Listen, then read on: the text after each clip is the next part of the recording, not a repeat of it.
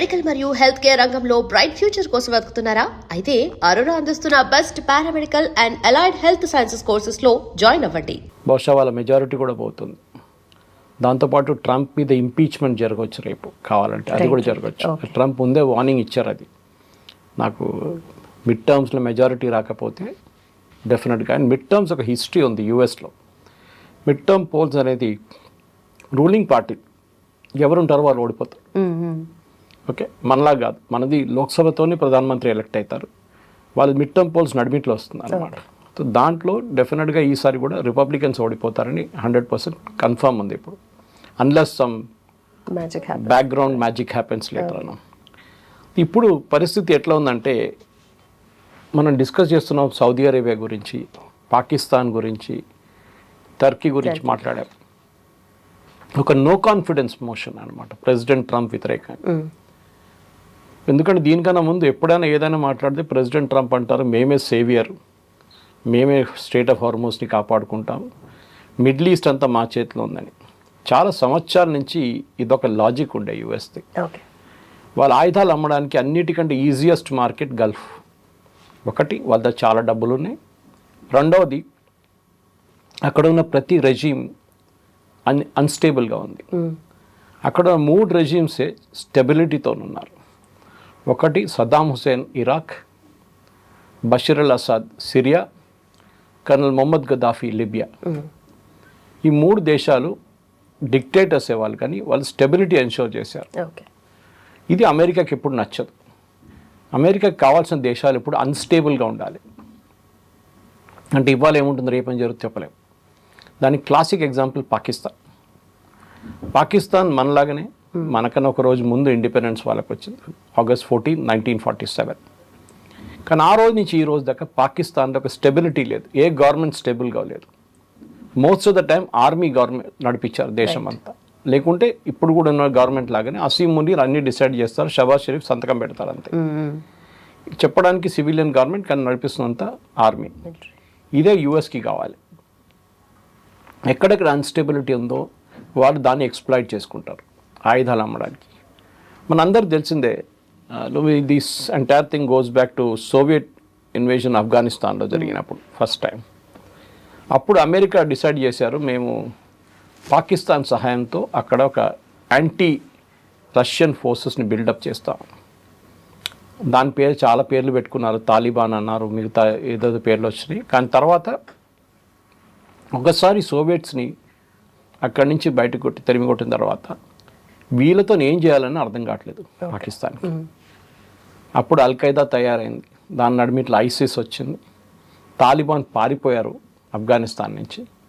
తర్వాత అక్కడ period of instability ఉండే ఆఫ్ఘనిస్తాన్లో, ఎవరు ఆఫ్ఘనిస్తాన్ నడిపిస్తున్నాడో తెలియదు. దాని తర్వాత 9/11 జరిగింది. 9/11 తర్వాత అమెరికా వచ్చి బోరా బోరా అని మిగతా ఏరియాలు అన్నీ బాంబింగ్ చేశారు. ఒసామా బిన్ లాడెన్ అక్కడి నుంచి పారిపోయి అతోబాబాద్ పాకిస్తాన్కి వచ్చారు. అక్కడ ఆయన తర్వాత వాళ్ళు స్పెషల్ ఫోర్సెస్ వాళ్ళు ఎలిమినేట్ చేశారు.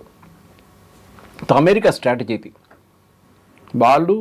వాళ్ళకి ఎప్పుడు దాకా పని వస్తుందో వాళ్ళని వాడుకుంటారు, దాని తర్వాత కరేపాకులాగా పక్కన పడేస్తారు. ఇది ఒసామాతో జరిగింది. దీనికన్నా ముందు కూడా పాకిస్తానీ డిక్టేటర్ జనరల్ జియావుల్ హక్, ఆయన ఫస్ట్ ఒక అమెరికన్ ఆలై ఉండే, కంప్లీట్ అమెరికా ఏం చెప్తే చేస్తుంది. తర్వాత Zia became very adamant, America చెప్పిన మాట నేను ఎందుకు వినాలని చెప్పి ఒక లాజిక్ వచ్చేసారు. సో అమెరికాకి అర్థమైపోయింది, ఈయన నువ్వు డిస్పోజ్ చేయాలి. సో ఆయన I think was flying from Peshawar, ఒక మిలిటరీ ఎయిర్క్రాఫ్ట్లో పెషావర్ నుంచి ఇస్లామాబాద్కి వస్తున్నప్పుడు జియావుల్ హక్ ఉన్న ప్లేన్లో సీనియర్ పాకిస్తాన్ కమాండర్స్ కూడా ఉన్నారు. దాంట్లో ఆ ఏరియాలో మ్యాంగోస్, మామిడికాయలు చాలా మంచిగా ఉంటుంది.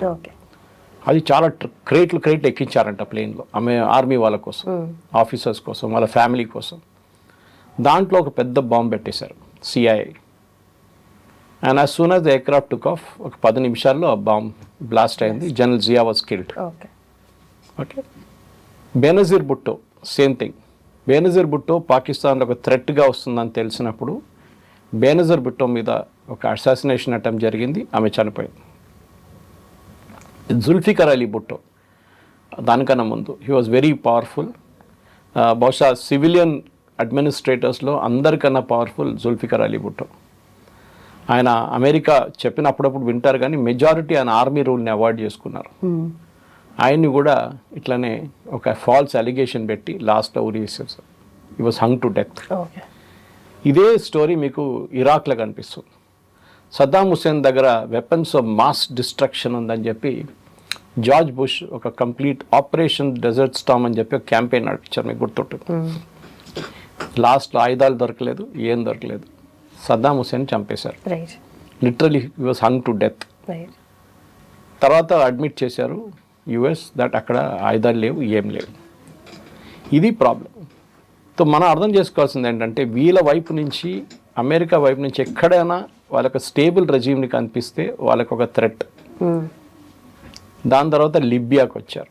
లిబియాలో కూడా గదాఫీ ఒక టైంలో అమెరికన్ ఆలై ఉండే ఆయన. తర్వాత అమెరికా వ్యతిరేకంగా అయిపోయారు. ఆయన ఒక మ్యావరిక్, ఆయన అంటే ఒక బిహేవియర్లో ఒక స్టెబిలిటీ లేదు. ఆయన్ని కూడా ఇట్లనే ఒక రెవల్యూషన్ తీసుకొచ్చి అక్కడి నుంచి ఆయన అవుట్ చేసేసారు. లాస్ట్లో పారిపోయింది బషీర్ అల్ అసాద్. అది మనకి తెలిసిందే. ఆయన్ని రష్యాతో మాట్లాడి రష్యాకి పంపించారు, చంపలేదు ఆయన. ఇప్పుడు ఇవాళ న్యూస్ వస్తుంది ఆయన ఏదో కేసులో అక్కడ డెత్ సెంటెన్స్ ఇచ్చారంట సిరియాలో. డజన్ మేక్ ఎ డిఫరెన్స్ అనమాట. సిరియా నడిపిస్తుంది, దట్స్ ఐరనీ ఆఫ్ ఇట్. ఇప్పుడు నడిపిస్తున్న సిరియన్ ప్రెసిడెంట్ ISIS కమాండర్ ఉండే.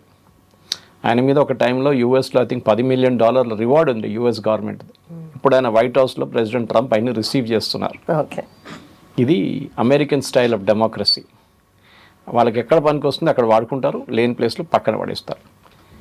మనం లాస్ట్ చూసిన ఒక ఎగ్జాంపుల్ వెనిజువేలన్ ప్రెసిడెంట్ మడూరో, ఈయన చెప్తే వినరు. సో ఆయన్ని కూడా డిస్పోజ్ చేసేస్తారు. ఒక అక్విజిషన్ మీద ఒక ఇండిపెండెంట్ కంట్రీలో ల్యాండ్ అయి వాళ్ళ ప్రెసిడెంట్ని పట్టుకెళ్ళారు. ఆలోచన, ఇది రేపు ఏ దేశంతోనూ కూడా జరగవచ్చు. ఇది అప్పుడు చట్టాలు లేవు, లాస్ లేవు, nothing.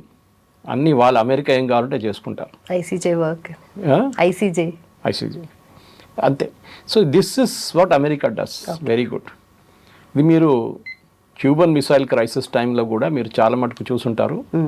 During the Cuban missile crisis John F Kennedy Soviets తీసుకొచ్చి వాళ్ళ న్యూక్లియర్ ఆర్మ్స్ అంతా క్యూబాలో పెట్టినప్పుడు పానిక్ అయ్యారు ఇమ్మీడియట్గా. డెడ్ లైన్ ఇచ్చారు. అప్పుడు యుఎస్ఎస్ఆర్కి వార్నింగ్ ఇచ్చారు, మీరు ఇది ఇక్కడ తీసేయాలి, లేకుంటే we will also bomb Soviet union. So దాని తర్వాత ఒక అండర్స్టాండింగ్ వచ్చి విత్డ్రా చేసుకున్నారు ఇద్దరు. ఇట్లా అమెరికా ప్రతి నేను హిస్టరీ ఎందుకు చెప్తున్నా అంటే, మన ఇప్పుడు ఇరాన్లో జరుగుతుంది ఏదో కొత్తది అనుకోకూడదు. దీనికి ఒక బ్యాక్ స్టోరీ ఉంది, ఒక హిస్టరీ ఉంది. అది మనం ఇప్పుడు చూస్తున్నాం. ఇప్పుడు ఈ యుద్ధం మొదలైందే మనకందరు తెలుసు. వాస్ బేసిక్లీ అక్కడ అలీ ఖమెనీ ఆయన్ని చంపాలని చెప్పి ఇజ్రాయెల్ ఒక ప్లాన్ వేసుకున్నారు. వాళ్ళకి ఇంటెలిజెన్స్ వచ్చింది. First intelligence was on Tuesday, I think it is 24th something, 4 రోజుల ముందు యాక్చువల్ అసాసినేషన్ దగ్గర. కానీ ఆ రోజు ఏదో మార్పు వచ్చింది, ఈయన మీటింగ్ క్యాన్సిల్ చేశారని చెప్పి నెక్స్ట్ 26th, దెన్ 28th. ఆ రోజు ముందే, ఒకరోజు ముందు ప్రైమ్ మినిస్టర్ నెటన్యాహు ప్రెసిడెంట్ ట్రంప్ని ఇన్ఫార్మ్ చేశారు దట్ మేము స్ట్రైక్ చేసిపోతున్నాం. టైం చెప్పలేదు. ప్రెసిడెంట్ ట్రంప్ కూడా అన్నారు మేము కూడా వస్తాం తోడు. ఎందుకంటే ఆయనకి క్రెడిట్ తీసుకోవడంలో నంబర్ 1 ప్రెసిడెంట్ ట్రంప్. సో నేను కూడా చేశాను చెప్పడానికి వెళ్ళాడు తోడు. ఇజ్రాయెల్ వాళ్ళ ఇమ్మీడియట్ ఆబ్జెక్టివ్ అచీవ్ చేసుకున్నారు. రెజీమ్ చేంజ్ జరగలేదు. వాళ్ళు రిటర్న్ వచ్చేసారు. వాళ్ళు పని చూసుకుంటున్నారు. వాళ్ళు హెజ్బుల్లా మీద బాంబులు వేయడం, హమాస్ మీద వేయడం. యుఎస్ అక్కడ స్టక్ అయిపోయారు. ఇప్పుడు ఆలోచన, మీరు ఇద్దరు కలిసి వెళ్తున్నారు ఒక ట్రిప్కి, సడన్గా ఒక ఆయన విత్డ్రా చేసుకుంటే రెండో మంచి ఏమనుకుంటారు, నేను ఎక్కడ వెళ్ళాలి నాకు అర్థం కాదు, రూట్ ఎక్కడ ఉంది, రిటర్న్ ఎట్లా వెళ్ళాలి, వెహికల్ ఉందన్నదా. ఇది అమెరికా స్టేట్ ఇప్పుడు అన్నమాట. ఈ పరిస్థితి నుంచి అమెరికాని ముందుకు తీసుకెళ్ళడానికి ప్రెసిడెంట్ ట్రంప్ లాస్ట్ 5 నెలల నుంచి ట్రై చేస్తున్నారు. I think we're the 164th day. ఏ రిజల్ట్ లేదు. ఫస్ట్ అన్నారు రెజీమ్ చేంజ్ జరగలేదు, ఖమెనీని చంపారు కరెక్టే. కానీ వీళ్ళేమనుకున్నారు, ఈ ఖమెనీ చనిపోగానే ఇమ్మీడియట్గా రెజీమ్ పడిపోతుంది, కొత్త రెజీమ్ వస్తుంది. ఇన్ఫ్యాక్ట్ ఒక ఎక్స్ ప్రెసిడెంట్ ఉండే వాళ్ళది ఇరాన్ది, అహ్మదీనెజాద్, ఆయన్ని ఒక పాసిబుల్ ప్రెసిడెన్షియల్ క్యాండిడేట్గా కూడా వీళ్ళు రెడీగా డిక్లేర్ చేయడానికి రెడీగా ఉన్నారు యుఎస్. అదొక ఇజ్రాయేలీ ప్లాన్ ఉండే, కానీ అది ఫెయిల్ అయింది. ఏమైందంటే ఈ 28th బాంబింగ్ జరిగిన రోజు 2వ తారీఖు 2 మార్చ్కి అహ్మదీనెజాద్ని హౌస్ అరెస్ట్లో పెట్టారు ఇరాన్. సంవత్సరాల నుంచి 2-3 సంవత్సరాల నుంచి హౌస్ అరెస్ట్లో ఉన్నాడు. ఇరాన్కి ఆయన మీద డౌట్ ఉండే, ఈయన ఒక ఇజ్రాయలీ ఏజెంట్గా తయారవుతున్నాడు, అమెరికన్ ఏజెంట్గా. హౌస్ అరెస్ట్ పెట్టారు ఆయన, even though is ex president. ఆయన కాంపౌండ్ మీద దాడి చేశారు Israel. I think it 2nd March 3rd March. Interesting, ఎందుకంటే ఆయన్ని విడిపించడానికి చేశారంట. అది ఆయన సరౌండ్ చేసిన సెక్యూరిటీ గార్డ్ని చంపడానికి బాంబ్ చేశారు. అన్ఫార్చునేట్లీ ఆయన మీద కూడా ఒక షార్ప్నర్ వచ్చి పడ్డది, బాంబ్ కాదు, ఒక పెద్ద పీస్. ఆయన గాయాలైనాయి, ఆయన ఇనాక్టివ్ అయిపోయాడు. ఆయన హాస్పిటల్ తీసుకెళ్లాలంటే అదంతా జరిగినప్పుడు ఆయన్ని రెజ్యూమ్లో తీసుకురాలేకపోయారు. కానీ అది కూడా జరగదు అనుకోండి, ఎందుకంటే ఏదైనా ఒక గవర్నమెంట్ని మార్చాలంటే గ్రౌండ్లో ఫోర్సెస్ ఉండాలి ఎప్పుడు. ఆ లెసన్ ఇప్పుడు యూఎస్ నేర్చుకున్నారు. ఇప్పుడు కాదు, చాలా రోజులు చెప్తున్నా, బూట్స్ ఆన్ ద గ్రౌండ్ పెడితేనే ఒక రెజ్యూమ్ మారుతుంది. కానీ ప్రెసిడెంట్ ట్రంప్ కాదు, ఏ యుఎస్ ప్రెసిడెంట్ కూడా వియట్నాం తర్వాత బూట్స్ ఆన్ ద గ్రౌండ్ పెట్టడానికి రెడీగా లేరు. కోర్స్ ఆఫ్ఘనిస్తాన్ పెట్టారు, 450 మంది చనిపోయారు. So they very ఫినికి. మీరు చూసుంటారు, వాళ్ళ వైపులో 2-3 చనిపోతే కూడా దాని పెద్ద ఈవెంట్ లాగా చేస్తారు వాళ్ళు. ప్రెసిడెంట్ ట్రంప్ వస్తారు, బాడీ రిసీవ్ చేసే టైంలో పెద్ద మిలిటరీ సెరమనీ ఉంటుంది. ఒక సైడ్ ఏమో వేలాది మంది చనిపోతున్నారు, ప్రాబ్లం లేదు. ఇటువైపు 2-3 చనిపోగానే పెద్ద ఇష్యూ అయిపోతుంది అమెరికన్ మీడియాలో. So boots on the ground president Trump పెట్టడానికి రెడీగా లేరు. కానీ బూట్స్ ఆన్ ద గ్రౌండ్ పెట్టేదాకా, అంటే మీ ఫోర్సెస్ని అక్కడ దింపేదాకా ఇరాన్లో మీరు రెజ్యూమ్ చేంజ్ తీసుకురాలేరు, ఇరాన్ యుద్ధం గెలవలేరు మీరు. That is very very clear.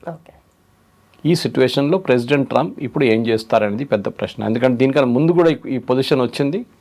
ఆ టైంలో కూడా ఆయన అన్నారు, కాదు మేము నెగోషియేట్ చేస్తున్నాము, దాని తర్వాత మేము స్టోనేజ్కి బాంబ్ చేసేస్తాము, తర్వాత మళ్ళీ నేను నెగోషియేట్ చేస్తున్నాము, తర్వాత మేము ఎంఓయూ చేశాము, ఆ ఎంఓయూ మీద చర్చలు నడుస్తున్నాయి, దాని తర్వాత మళ్ళీ బాంబింగ్ చేశారు, దాని తర్వాత అన్నారు లేదు మళ్ళీ చర్చలు, సౌదీ అరేబియా చెప్పారు, ఖతార్ చెప్పారు, మళ్ళీ చర్చలు నడుస్తాయి. ప్రతిదీ కూడా టెంపరీ ప్లాన్ లాగానే. అంటే the entire thing is straight of Hormuz. అక్కడే మనకి మెయిన్ ప్రాబ్లం అక్కడే వచ్చింది. ఈ స్ట్రెయిట్ ఆఫ్ హార్మూజ్ అనేది యుద్ధం కన్నా ముందు ఓపెన్ ఉండే, ఎవరు కావాలంటే వాళ్ళ షిప్ అక్కడ ఇక్కడ అన్నీ తీసుకోవచ్చు. ఇప్పుడు that has become main choke point. ఇరాన్కి అర్థమైపోయింది, వాళ్ళ న్యూక్లియర్ దానికన్నా చాలా పెద్ద ఒక trump card strait of Hormuz. దాన్ని ఏ పొజిషన్లో వాళ్ళు ఇడవరు, మ్యాక్సిమం దాన్ని పిండి తీసుకుంటారు. దానికి నుంచి రావాల్సిన బెనిఫిట్స్ ఇప్పుడు కూడా చూడండి అదే జరుగుతుంది. ముందు వీళ్ళన్నారు మేము ఒమాన్తో మాట్లాడతాం, స్ట్రెయిట్ ఆఫ్ హార్మూజ్ ఓపెన్ చేస్తాం అన్నారు. ఇప్పుడు అంటున్నారు చర్చలంతా ఒమాన్తో ఓకే అయిపోయింది ఆల్మోస్ట్, యుఎస్ మాకు జరిగిన యుద్ధానికి ఉన్న కాంపెన్సేషన్ ఇవ్వాలి, యుఎస్ నుంచి ఇక్కడి నుంచి వెళ్ళిపోవాలి, ఇక్కడ ఉండకూడదు గల్ఫ్లో. అది కాకుండా చాలా పెద్ద డిమాండ్లు పెట్టారు, 10-15 డిమాండ్లు. అది యుఎస్ ఎప్పుడు అంగీకరించరు, 1 కాదు 2 కాదు, ఏం అంగీకరించరు వాళ్ళు. తో అక్కడ ఉంది అక్కడ ఉన్నారనమాట. సో ఈ కొత్త శాంక్షన్స్ ఏమి ఉండబోతుంది నాకు కూడా నేను చూసినప్పుడు దాంట్లో ఏం క్లారిటీ కనిపించట్లేదు. ఎందుకంటే మ్యాక్సిమం శాంక్షన్స్ ఆల్రెడీ ఉందన్నమాట వాళ్ళపై. 1979లో అయతోల్లా ఖొమేనీ వచ్చి ల్యాండ్ అయినప్పుడు ఆయన్ని ప్లేన్ ముందు దిగనీయలేదు వీళ్ళు. ఓకే, అక్కడున్న షా ఆఫ్ ఇరాన్ వాళ్ళ రెజ్యూమ్. కానీ తర్వాత వాళ్ళు ఇరాన్లో ఉన్న మెయిన్ ఎయిర్పోర్ట్ని బ్లాక్ చేసి ఆయన ల్యాండ్ చేయనిచ్చారు అక్కడ. కానీ దాని తర్వాత జరిగింది మనకు తెలిసింది, అమెరికన్ ఎంబసీ మీద దాడి చేసి అక్కడున్న ప్రొటెస్టర్స్, ఇరానియన్ ప్రొటెస్టర్స్, దాని లోపల ఉన్న అమెరికన్ ఎంబసీ స్టాఫ్ని హాస్టేజెస్గా ఉంచుకున్నారు 1 సంవత్సరం పాటు. శాంక్షన్స్ అప్పుడు స్టార్ట్ అయింది. అప్పటి నుంచి శాంక్షన్స్ నడుస్తూనే ఉంది డిఫరెంట్ స్టేజెస్లో. లాస్ట్ ప్రెసిడెంట్ ట్రంప్ 2nd టర్మ్లో వచ్చిన తర్వాత మళ్ళీ శాంక్షన్స్ మొదలుపెట్టాడు. వీళ్ళది మెయిన్ రెవెన్యూ సోర్స్ మన అందరికి తెలుసు ఆయిల్, అండ్ వీళ్ళ main customer China. So China oil వెళ్ళి తీసుకెళ్లేదాకా వీళ్ళకి టెన్షన్ లేదు, ఎందుకంటే చైనా పేమెంట్ క్యాష్లు ఇవ్వకపోతే కూడా కైండ్లు ఇస్తుండేవారు. ఒకటి వాళ్ళు ఆయుధాల కోసం, అంటే వీళ్ళ మిసైల్ ప్రొడక్షన్కి ఉన్న కావాల్సిన అల్యూమినియం అండ్ స్టీల్ ప్రోడక్ట్స్, అది కాకుండా గైడెన్స్ సిస్టమ్స్, అంటే వీళ్ళు టెలిమెట్రీ చూపిస్తారు, వీళ్ళు రాడార్ లాగా యూస్ చేసి అటాక్ టైంలో దానికి ఎయిర్క్రాఫ్ట్ని ఫ్లై చేయడంలో కూడా. వీళ్ళ దగ్గర ఉన్నది ఒక శాటిలైట్ డేటా, అది కూడా ఇరాన్కి ఇచ్చారు కెనాన్. ఓకే, అప్పుడు చైనా దగ్గర దాన్ని చైనా ఇస్తున్నప్పుడు దాని బదులు వాళ్ళు ఆయిల్ తీసుకెళ్తున్నారు. జస్ట్ బిఫోర్ February 28 ప్రతిరోజు 4 నుంచి 5 షిప్పులు చైనా ఆయిల్ తీసుకెళ్తుండే through the strait of Hormuz. ఇప్పుడు అది కంప్లీట్గా బ్లాక్ అయిపోయింది. కానీ చైనాకి టెన్షన్ లేదు, ఎందుకంటే చైనా రష్యా దగ్గర నుంచి కొంటున్నారు. రష్యా వాళ్ళకి ఎంత కావాలంటే ఎంత ఇవ్వడానికి రెడీగా ఉన్నారు. యుఎస్ 300 కాదు 500% డ్యూటీ పెడితే కూడా, టారిఫ్ పెడితే కూడా చైనా అసలు పట్టించుకోరు. చైనాకి ప్రాబ్లమే లేదు, వాళ్ళు కొంటారు. They will buy from USSR, వాళ్ళకి ఇంకా సోర్స్ లేదు. Venezuela was the biggest source వాళ్ళది, ఇరాన్తో పాటు వెనిజువేలా. కానీ వెనిజువేలా ఇప్పుడు యుఎస్ చేతిలో, వాళ్ళు నడిపిస్తున్నారు బిజినెస్. వాళ్ళు అక్కడ బయట కూర్చున్నారు, ఒక టేబుల్ వేసుకొని కూర్చున్నారు, ఏ షిప్ పోతుంది, ఎంత టోల్ తీసుకోవాలని చెప్పేసి. ఇప్పుడు అమెరికా దగ్గర ఉన్న పరిస్థితులు, అమెరికా మీరు చెప్పినట్లు ఆయుధాలు ఒక main issue, whether they really have weapons అనేది, అది చాలా మటుకు డిబేటబుల్ పాయింట్. ఎందుకంటే మనకు తెలుసు యుద్ధం మొదలైనప్పుడు వాళ్ళ దగ్గర 2600 మిసైల్స్ ఉండే, ఏది patriot anti missile defence system. అక్కడి నుంచి ఒక డ్రోన్ కొడితే, అక్కడి నుంచి మిసైల్ కొడితే అని అడ్డుకోవడానికి. రెండోది వాళ్ళ దగ్గర థర్డ్ మిసైల్ సిస్టమ్స్ ఉంది. Third missile system is very expensive, చాలా ఎక్స్పెన్సివ్. అది హై ఫ్లయింగ్ ఎయిర్క్రాఫ్ట్, వస్తున్న ఎయిర్క్రాఫ్ట్ మీద వాడడానికి మెయిన్గా యూస్ చేస్తారు. అది ఇరాన్ దగ్గర ఎయిర్క్రాఫ్టే లేదు, ఏం చేసుకుంటారు వాళ్ళు? సో అదొక పెద్ద ప్రాబ్లం ఉంది. అది వాడుకోలేము. వాడుకుంటే కూడా అది ఇప్పుడు పెద్ద పెద్ద డ్రోన్లు వస్తున్నాయి, దాని మీద వాడుకుంటాం. That is 5 million a piece. ఒక్కొక్కసారి ఫైర్ చేస్తాం, ఒక మిసైల్కి 5 million. అక్కడి నుంచి మనం డిస్కస్ చేస్తాం, ఇరాన్ పంపిస్తుంది $20,000 అంతే. ఈ పరిస్థితుల్లో ఇప్పుడు ప్రెసిడెంట్ ట్రంప్కి ఆయన దగ్గర ఉన్న ఆప్షన్స్ చాలా తక్కువ. వాళ్ళ మిలిటరీ అడ్వైజర్స్ ఎప్పుడు ఏం చేస్తారంటే, ప్రెసిడెంట్ కాదు, ఈ ప్రెసిడెంట్ కాదు, ఏ ప్రెసిడెంట్ అయినా కానీ, ఈవెన్ ప్రధానమంత్రి మోదీకి కూడా మిలిటరీ అడ్వైజర్స్ ఒక ఆప్షన్స్ ఇస్తారు. Option 1, option 2, option 3, option 4, option 5 కూడా ఉండొచ్చు. ఈ ఆప్షన్స్తో పాటు వాళ్ళేం చెప్తారు, ఈ ఆప్షన్ చేస్తే this will be the result of it. మన దగ్గర ఒక 200 మంది చనిపోతారు, మన షిప్స్ మీద అటాక్ జరగవచ్చు, మన ఎంబసీస్ మీద, మిగతా కంట్రీస్లో ఉన్న ఎంబసీస్ మీద దాడి జరగవచ్చు, మన ఎయిర్ ఫోర్స్ బేస్ మీద దాడి జరగవచ్చు, బహ్రెయిన్లో ఉన్న 5th ఫ్లీట్ మీద దాడి, ఆప్షన్స్ ఇస్తారు. ఇప్పుడు ప్రెసిడెంట్ ఏం చేస్తారంటే, ఏ ప్రెసిడెంట్ అయినా కానీ, and even prime minister Modi, దాంట్లో లీస్ట్ క్యాజువాలిటీ ఏముంటుంది అండ్ గ్రేటెస్ట్ ఎఫెక్టివ్నెస్ ఏముంటుంది అది చూస్తారు. రెండు ఒకటేసారి రాదు. ఎప్పుడు చాలా ఎఫెక్టివ్గా ఉన్న స్ట్రైక్లో మీకు నష్టాలు కూడా ఎక్కువ ఉంటాయి, తక్కువ డ్యామేజింగ్ ఏది ఉంటుందో అది. ఎందుకంటే ఇరాన్ అడ్వాంటేజ్ అంటే, డిసడ్వాంటేజ్ అంటే ఇరాన్ కంటే వాళ్ళ దగ్గర ఎయిర్క్రాఫ్ట్ లేదు. వాళ్ళ దగ్గర ఎప్పుడో పాత షాఫ్ ఇరాన్ టైంలో ఉన్న ఎయిర్క్రాఫ్ట్, అమెరికన్ ఎయిర్క్రాఫ్ట్, దాని స్పేర్ పార్ట్స్ లేదు, అది వింటేజ్ అయిపోయింది. వాళ్ళ దగ్గర ఉన్నది ఒకటే, డ్రోన్స్ అండ్ మిసైల్స్. ఇది రెండు వాళ్ళు వాడుకుంటున్నారు. ఇప్పుడు ప్రెసిడెంట్ ట్రంప్ చెప్పిన మాటకి మీరు చూడండి, దట్ మా దగ్గర ఆయుధాలు లేనప్పుడు ఇరాన్ దగ్గర ఆయుధాలు కూడా తక్కువ ఉంది క్వాంటిటీ వైజ్. ఎందుకంటే వాళ్ళు ఒకసారి 50-30 డ్రోన్లు కొడుతుండే ముందు, ఇప్పుడు వాళ్ళు 5 డ్రోన్లు కూడా కొట్టట్లేదు. అదే టైంలో ఇజ్రాయెల్ పొజిషన్ చూడండి. ఇజ్రాయెల్లోకి ఎలక్షన్ ఇప్పుడు రాబోతుంది నెక్స్ట్ మంత్. ఇజ్రాయలీ ప్రజలు చాలా క్లియర్గా చెప్పేశారు దట్ మీరు ప్యాలెస్టైన్ని ఫినిష్ చేయాల్సిందే. ఏ ప్రెసిడెంట్ అయినా, ఏ ప్రైమ్ మినిస్టర్ అయినా. వాళ్ళ దగ్గర ప్రైమ్ మినిస్టర్కి effect, president is a very ornamental post, మన ప్రెసిడెంట్ లాగానే పవర్స్ ఏం లేవు ఎక్కువ. ఏ ప్రైమ్ మినిస్టర్ వస్తారో ఈ నెక్స్ట్ ఎలక్షన్లో, వాళ్ళు చేయాల్సింది ఒకటే పని, go after Palestine, finish the leaders, వాళ్ళు మొత్తం ఫినిష్ చేయండి. అటువైపు హెజ్బుల్లా వెళ్ళండి, హెజ్బుల్లాని ఫినిష్ చేయండి. ఇరాన్ కావాలంటే ఇరాన్ని కొట్టండి, ఫినిష్ చేయండి. ఇజ్రాయేలీ ప్రజలకు ప్రాబ్లమే లేదు. వేరే మన అమెరికాలో ఏం చూస్తున్నాం, అమెరికన్ ప్రజలు అంటున్నారు ప్రెసిడెంట్ ట్రంప్ దగ్గర, మీరు యుద్ధానికి ఎందుకు వెళ్తున్నారు, యుద్ధాన్ని నుంచి వచ్చేసేయండి. హైలీ అన్పాపులర్ వార్ అక్కడ. 77% పీపుల్ వ్యతిరేకిస్తున్నారు యుద్ధాన్ని. ఇక్కడేమో ఆపోజిట్ దాన్ని ఇజ్రాయెల్లో. ఇజ్రాయలీ ప్రజలు అంటున్నారు కాదు, you have to go after this fellows, finish them off. So అదే ప్రెసిడెంట్ ట్రంప్కి ప్రైమ్ మినిస్టర్ నెటన్యాహుకి కొంచెం డిఫరెన్స్ ఒపీనియన్ చాలా మటుకు వచ్చింది. మీరు చూసుంటారు, దీనికన్నా ముందు కొన్ని ఫోన్ కాల్స్లో ఆయన కోప్పడ్డారు. ఒకసారి ఎస్ఓబి అని పిలిచారు నెటన్యాహుని, కానీ నెటన్యాహు చాలా కూల్గా ఉన్నారు. ఆయన లాజిక్, ఏ ఇజ్రాయలీ ప్రైమ్ మినిస్టర్ అయినా అట్లనే మాట్లాడతారు. మా దేశం మాకు ఇంపార్టెంట్, మా దేశం మేము కాపాడుకుంటాం, దానికి ఏం కావాలంటే మేము చేస్తాం, మీరు ఎవ్వరి మాట మేము పట్టించుకోము. మీరు ఆయుధాలు ఇవ్వరన్నారు, no problem, we will buy from India. మీకు డిప్లొమాటిక్ సపోర్ట్ ఇస్తుంది, నో ప్రాబ్లం, నాకు అక్కర్లేదు డిప్లొమాటిక్ సపోర్ట్. ఇట్లా ప్రతి దానికి థ్రెట్ పెట్టి కూడా ఇరాన్ అట్లా అక్కడ ఎంత మొండితం చూపిస్తున్నారు, ఇక్కడ కూడా వీళ్ళు కూడా అంతే. They are also very adamant. So ఈ ప్రాబ్లంలోనే లుంబిని ముందుకెళ్ళాలంటే ప్రెసిడెంట్ ట్రంప్కి ఇప్పుడున్న ఆప్షన్స్ చాలా తక్కువ. ఎందుకంటే ఇప్పుడు ఆయన ఏం చేస్తే కానీ ఆయిల్ ప్రైసెస్ నెక్స్ట్ 2 వీక్స్లో తగ్గదు, 3 వీక్స్లో తగ్గదు. ఆయన స్టేట్ ఆఫ్ హార్మోస్ నాకు వద్దు అని చెప్పి వెళ్ళిపోతే మళ్ళీ దట్ ఈస్ అ డిఫీట్.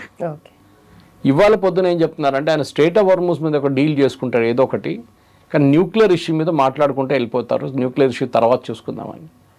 ఈ యుద్ధానికి రావడానికి one of the main reasons ఇప్పుడు కూడా ప్రెసిడెంట్ ట్రంప్ చెప్తుంటారు, Iran should not have a nuclear weapon. Okay. పదే రిపీట్ చేస్తుంటారు ఆయన. కానీ ఇప్పుడు ఇరాన్ దగ్గర న్యూక్లియర్ వెపన్ ఆర్ ఎన్రిచ్మెంట్ వాళ్ళ దగ్గర ఉన్నప్పుడు ప్రెసిడెంట్ ట్రంప్ దాన్ని ఏం చేయలేకుండా వెళ్ళిపోతారు. అదే ఆయనకి చాలా పెద్ద పొలిటికల్ డిఫీట్ కాబోతుంది. ఎందుకంటే యుద్ధం మొదలయ్యే కన్నా ముందు మనకు తెలుసు ప్రెసిడెంట్ ఒబామా సైన్ చేసిన JCPO డీల్ ఒకటి ఉండే యురేనియం గురించి. దాంట్లో చాలా మంచి కండిషన్స్ యుఎస్ తెచ్చుకున్నారు. 3.75% కన్నా ఎక్కువ మేము దాన్ని ఏం చెప్తారు యురేనియం ప్యూరిఫై చేయము, మేము రెగ్యులర్ ఇన్స్పెక్షన్స్కి రెడీగా ఉన్నాము, సర్ప్రైజ్ ఇన్స్పెక్షన్ కూడా రెడీగా ఉన్నామని చెప్పి మొత్తం వీళ్ళు ఒక అష్యూరెన్స్ ఇచ్చారు. ఇప్పుడు ఆ అష్యూరెన్స్ ఏమి ఉండదు దీంట్లో. ఇప్పుడున్న డీల్ అసలు డీలే రావట్లేదు. ఇప్పుడు అనిపిస్తుంది ప్రెసిడెంట్ ట్రంప్కి ఒబామా ఇచ్చిన డీల్ అదే బాగుండే. కానీ ఇప్పుడు ఇరాన్ అంగీకరించారు. ఇరాన్ చాలా మటుకు ఒక చాలా టాక్టికల్ బ్రిలియంట్ గేమ్ ఆడుతున్నారు. ఇది యూజువలీ మనం చెస్లో చూస్తాం. ఇప్పుడు టాక్టికల్గా ఆలోచిస్తాం మనం ఇక్కడ ఒక మూవ్ చేస్తే 4 మూవ్ తర్వాత ఏం జరుగుతుంది అనేది గ్రాండ్ మాస్టర్ లెవెల్లో. ఇరాన్ అదే గ్రాండ్ మాస్టర్ లెవెల్ గేమ్ ఆడుతున్నారు ఇప్పుడు. సో ఇరాన్ దగ్గర తెలుసు, ఇరాన్కి ఒక చాలా క్లియర్ ఒక మునుగుతున్న మనిషి, ఐఎమ్ గోయింగ్ టు సింక్ అని తెలుసు వాళ్ళకి. కానీ తొగుడు వాని కూడా గుంజి తీసుకెళ్తాను నేను అని ఒక యాటిట్యూడ్ అది. దానికి ఫస్ట్ స్టెప్గా ఇరాన్ వాళ్ళ నేబర్స్ మీద అటాక్ చేశారు. మనకు తెలిసింది స్టార్టింగ్ నుంచి Bahrain, Kuwait, Iraq, Saudi Arabia, UAE, even Oman, ఇక్కడ జార్డన్ కూడా అటువైపు. సో ఎందుకంటే వాళ్ళకి తెలిసిపోయింది, మనం అంటాం ఎప్పుడు you can change your friends but you can't change your neighbours. మీ నేబర్స్ మీ దగ్గర ఉంటారు, వాళ్ళతో మీరు ఉండాల్సిందే. కాంప్రమైజ్ చేస్తారా ఏం చేస్తారు. కానీ ఇరాన్ వాళ్ళ నేబర్స్ మీద దాడి చేశారు. అది యుద్ధంలో ఫస్ట్ టెనెట్ వైలేట్ చేశారు వాళ్ళు. కానీ వాళ్ళకి తెలుసు ఎందుకు చేస్తున్నారండి. వాళ్ళకి తెలుసు ఏదో ఒక రోజు US ఇక్కడి నుంచి వెళ్ళిపోతారు. వాళ్ళకి ఏదో ఒక రోజు వాళ్ళు డబ్బులు ఇవ్వడం బంద్ చేసేస్తారు గల్ఫ్ స్టేట్స్. లేకుంటే వాళ్ళు ఫెడప్ అయి మేము ఇక్కడ ఉండము, మేము డిగో గార్సియా ఉంది అక్కడ పెట్టుకుంటాము, ఇక్కడ బ్రిటన్ ఉంది బ్రిటన్లో పెట్టుకుంటాం ఎయిర్క్రాఫ్ట్, లేకుంటే ఆఫ్రికాలో ఎక్కడైనా పెట్టుకుంటాం, మీ దగ్గర ఉండం, మేము గల్ఫ్లో మేము వెళ్ళిపోతున్నాం ఇక్కడి నుంచి, మాకు అక్కర్లేదు, ఆయుధాలు అమ్ముకుంటాం కానీ we will not give protection. ఆ యాటిట్యూడ్కి వచ్చేసారు ట్రంప్ ఇప్పుడు. దానికోసమే Saudi Arabia, Pakistan and Turkey, ఇప్పుడు ఈజిప్ట్ రాబోతున్నారు. ఒక ఇస్లామిక్ నేటో తయారు చేస్తున్నారు. వాళ్ళకి తెలిసిపోయింది అమెరికన్ పవర్ చాలా మట్టుకు లాస్ట్ ఒక 6 నెలల్లో really nose diving American pressure. వాళ్ళు ఏం చేయలేకపోతున్నారు. ప్రెసిడెంట్ ట్రంప్ పదే చెప్తూనే ఉంటారు, మేము గెలిచేసాం, we won the war, okay it's all over, రేపు పొద్దున సంతకం పెట్టబోతున్నాం మేము. బట్ ఇక్కడ వార్ గెలవడం అంటే ఏంటి? ఇప్పుడు వాళ్ళ మెయిన్ అంబిషన్ అయినా న్యూక్లియర్ ఏదైతే పవర్ ప్లాంట్స్ కానీ ప్రాజెక్ట్స్ కానీ ఉన్నాయో దాన్ని ఆపడమా, లేదంటే రెజిమ్ చేంజా, లేదంటే నిజంగానే స్టేట్ ఆఫ్ హార్మోస్ డీలా? ఓవరాల్గా విక్టరీ అంటే ఏది కన్సిడర్ చేసింది ఇప్పుడు యుఎస్కి? విక్టరీ అనేది ఇప్పుడు వాళ్ళకి విక్టరీ లేదు ఇప్పుడు. ఎందుకంటే least available option, best available option చూసుకుంటున్నారు. బెస్ట్ అవైలబుల్ ఆప్షన్ ఏంటి? జస్ట్ వెళ్ళిపోవడం అంతే. దాంతో ఏమవుతుంది, ఇరాన్కి ఒక ఎక్స్ట్రా పవర్ చవన్ప్రాష్ తిన్నట్లయిపోతుంది, బూస్ట్ తాగినట్లయిపోతుంది ఇరాన్కి. అది వీళ్ళు అమెరికా ఇస్తే, పవర్ ఇస్తే వాళ్ళు గల్ఫ్ స్టేట్స్ మీద వాడుకుంటారు. దానికోసం ఈ tie up Saudi Arabia, Pakistan, Egypt, Qatar, Turkey, they are very clear. లేదు మేము ఉండి శాంక్షన్స్ పెట్టి ఇరాన్ని డెస్ట్రాయ్ చేస్తామంటే దెన్ మీరు నెక్స్ట్ ఇయర్ దాకా అక్కడే ఉండాలి. మీరు స్ట్రేట్ ఆఫ్ హార్మోస్ అని మర్చిపోవాలి. అక్కడ సౌదీ అరేబియా బాబల్ మందబ్ కూడా మర్చిపోవాలి, హుతీల దగ్గర నుంచి ప్రాబ్లం. ఒక స్టేల్మేట్ అయి ఆయిల్ ఎప్పుడు 80-88 ఆ రేంజ్లోనే ఉంటుంది. మీరు అది రెడీగా ఉన్నారంటే యూ కెన్ కంటిన్యూ. ప్రెసిడెంట్ ట్రంప్కి ఏంటి, ఈ మిడ్ టర్మ్ పోల్స్ అయిన తర్వాత ఆయన ఏమైనా చేయడానికి రెడీగా ఉన్నారు, దానికన్నా ముందు భయపడుతున్నారు. కానీ ఇప్పుడు ఆయన తెలిసిపోయింది that we cannot do anything. అంటే మొన్న కూడా మీరు చూసుంటారు, ఇవాళ పొద్దున వాషింగ్టన్ పోస్ట్ ఒక రిపోర్ట్ వచ్చింది, ప్రెసిడెంట్ ట్రంప్ ఎయిర్క్రాఫ్ట్ చేంజ్ చేశారండి టర్కీలో నేటో సమ్మిట్కి వెళ్ళినప్పుడు. ఎందుకు చేశారు? That's very clear that there was a threat from Iran. ఆ థ్రెట్ ఫస్ట్ ఇజ్రాయెల్ డిటెక్ట్ చేశారు. ఇజ్రాయెల్ ఇంటెలిజెన్స్ అది అమెరికాకి ఇచ్చారు. అమెరికా దాన్ని డబుల్ చెక్ చేసి కన్ఫర్మ్ చేసి టర్కీ నుంచి ఫ్లై చేస్తున్నప్పుడు, అంకారా నుంచి ఫ్లై చేస్తున్నప్పుడు హీ డింట్ యూజ్ ఈ ఖత్తర్ వాళ్ళు ఇచ్చిన ఒక కొత్త ఎయిర్క్రాఫ్ట్ ఉంది 747, అది వాడలేదు. అది ఇంకా security wise it is still not complete, air force 1. So పాత ఎయిర్ ఫోర్స్ 1లో ఆయన ట్రంప్ ఎక్కారు. ఓకే.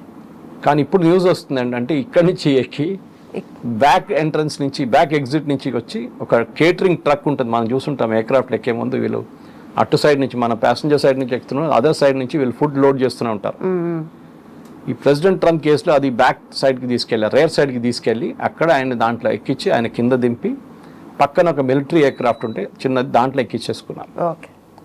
ఆ స్టోరీ ఇప్పుడు బయటకు వచ్చింది and today they have not denied it. So brilliant reporting. I think మన దగ్గర ఉన్న న్యూస్ పేపర్స్ నేర్చుకోవాల్సింది వీళ్ళ దగ్గర నుంచి. ఇన్వెస్టిగేటివ్ రిపోర్ట్ అంటే గవర్నమెంట్ కూడా దాన్ని తప్పు అని చెప్పట్లేదు, అంత బాగా చేశారు. And the gentlemen who did the reporting వీళ్ళ పొద్దున హీ వాజ్ ఆన్ CNN. ఆయన అదే అంటారు, నాకు ఇన్ఫర్మేషన్ ఫస్ట్ వచ్చిన నేను కూడా నాకు డౌట్ వచ్చింది, ఇంత పెద్ద స్కూప్ నాకు ఎట్లా వచ్చింది. తర్వాత అది మొత్తం కనెక్ట్ ద డాట్స్ చెక్ చేసుకుంటే పోతే కరెక్ట్ స్టోరీ వచ్చింది. సో ప్రెసిడెంట్ ట్రంప్ కూడా తెలిసిపోయింది ఏంటంటే ఇరాన్ ఆయన వెంటబడి ఉన్నారు. ఆయన ఇవాళ ప్రెసిడెంట్గా ఉంటారు, ఆయనకు సీక్రెట్ సర్వీస్ ప్రొటెక్షన్ ఉంటుంది. ఆయన ఆఫీస్ డెమిట్ చేసిన తర్వాత ఇంకా 2 సంవత్సరాల తర్వాత అప్పుడు కూడా ఆయనకు ప్రొటెక్షన్ ఉంటుంది. ఆల్ US ప్రెసిడెంట్స్కి ప్రొటెక్షన్ ఉంటుంది, వాళ్ళ ఫ్యామిలీ కూడా ఉంటుంది. కానీ స్కేల్ తగ్గిపోతుంది. ఏదో ఒక రోజు నన్ను కొడతారు వీళ్ళు అని చెప్పి ఇరాన్ నా మీద పగ తీర్చుకుంటారు అని చెప్పి. అట్ ద సేమ్ టైం ఈ అగ్రెషన్, ఇరానియన్ అగ్రెషన్ మీరు నెటన్యాహు వ్యతిరేకంగా కనిపించలేదు మీకు. రైట్. 2 నెలల నుంచి ఇరాన్ ఒక్క మిసైల్ కూడా ఇజ్రాయెల్ మీద కొట్టలేదు కూడా ఇప్పుడు. ఎందుకు?